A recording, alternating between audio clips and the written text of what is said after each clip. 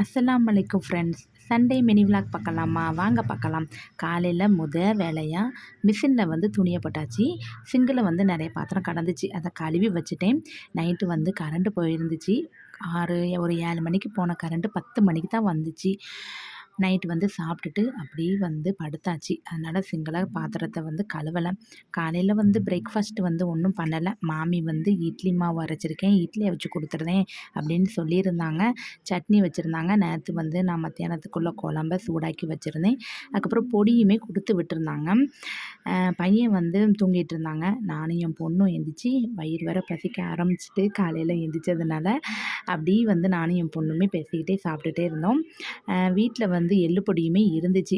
அல்ஹம்துலில்லாஹ்னு காலையில் பிரேக்ஃபாஸ்ட்டை முடிச்சுட்டு லஞ்சுக்கு இன்றைக்கி பிரியாணி போடலான்னு தான் பிளானு. நைட்டே என் பொண்ணு சொல்லிட்டாங்க பிரியாணி தான் வேணும்னு. அதனால் பீஃப் வாங்கியிருந்தேன். சிக்கன் சிக்கன் 65 பையன் கேட்டிருந்தாங்க. சிக்கனை கழுவி மேரினேஷன் பண்ணி ஃப்ரிட்ஜில் வச்சுட்டேன். பிரியாணி போடக்கூடிய டைமில் கரண்ட்டு கட் ஆகிட்டு ரொம்ப கஷ்டமாக போச்சு. எடுக்க எப்படி எடுக்க போகிறோமோ அப்படின்னு நினச்சிட்டு தான் எடுத்தேன். வீட்டில் லைட் இருந்ததுனால கொஞ்சம் மேனேஜ் பண்ணிக்கியாச்சு. ஞாயிற்றுக்கிழமைங்கிறனால முட்டாய்க்காரர் வருவாங்க. போன வாரம் அதுக்கு முந்தின வாரம்லாம் வரல. என் பொண்ணு இதை ரொம்ப எதிர்பார்ப்பாங்க. இன்றைக்கி அவங்க வந்ததுனால வாங்கி கொடுத்தாச்சு. அவங்க ஒரு பக்கம் சாப்பிட்டுட்டு இருந்தாங்க. இன்றைக்கி நான் குக்கரில் பீஃபை தாளிச்சிட்டு அதுக்கப்புறம் அளவு தண்ணி சேர்த்து ஒரு பாத்திரத்தில் மாற்றி அரிசியை போட்டுட்டு அது கொதித்து வர்றதுக்குள்ளே ப்ரேயரை முடிச்சிடலாம் அப்படின்னு சொல்லி ப்ரேயரை முடித்தேன். அதுக்குள்ளே அந்த மனத்தை தாங்க முடியாமல் பிள்ளைங்க ஏம்மா எப்போம்மா ரெடியாகும் என்ன அதுன்னு கிச்சன் பக்கமாக வந்துட்டாங்க. மற்ற சமையல்லாம் பண்ணும்போது கிச்சன் பக்கம் வரமாட்டாங்க. அந்த பிரியாணி மனம் வான்னு இழுக்கு கிச்சன் பக்கமாக. அப்படியே கையோட சிங்கில் கடந்த பாத்திரத்தையுமே கழுவியாச்சு.